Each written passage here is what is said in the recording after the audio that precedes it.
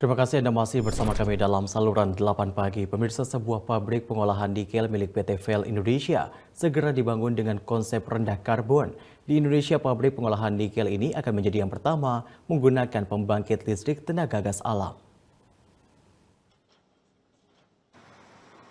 Proyek pembangunan pertambangan nikel blok Bahodopi milik PT FAIL Indonesia ini baru saja diresmikan pada Jumat 10 Februari lalu. Menteri Koordinator Bidang Perekonomian Erlangga Hartarto turun langsung dalam peresmian proyek strategis nasional ini. Berjarak sekitar 80 km dari lokasi calon smelter di Kecamatan Bungku Timur, masih Kabupaten Morowali, lokasi penambangan nikel telah dipetakan.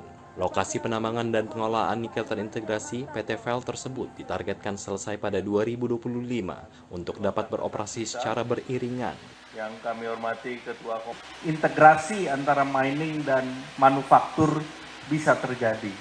Tanpa kebijakan hilirisasi, ya mungkin pabriknya di tempat lain, tambangnya di tempat lain, tentu ini namanya earth moving exercise yang tidak efisien, apalagi kalau kita bicara kelestarian lingkungan. Jadi ini adalah solusi untuk green product, green economy, green mining.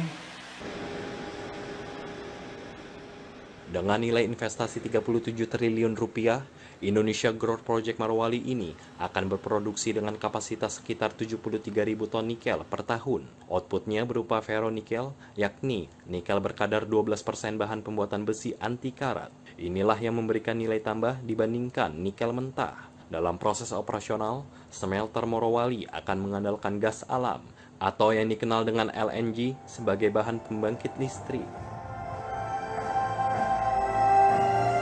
Pabrik ini akan menduduki peringkat karbon intensitas kedua terendah di Indonesia setelah pabrik di Sorowako yang saat ini 100% menggunakan PLTA. Dengan menggunakan tenaga yang ramah lingkungan ini, maka kami bisa mengurangi emisi karbon sampai 2 juta ton per tahun.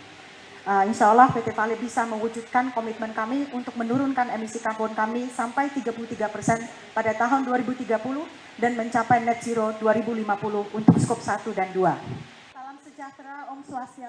Hal lain yang menjadi catatan penting adalah perusahaan menjanjikan proyek ini menyerap 12.000 tenaga kerja. Sebagaimana pesan Menko Perekonomian Erlangga Hartarto, investasi artinya lapangan pekerjaan. Masyarakat setempat tentu mesti dilibatkan. Warga lokal tak boleh menjadi asing di tanah mereka sendiri.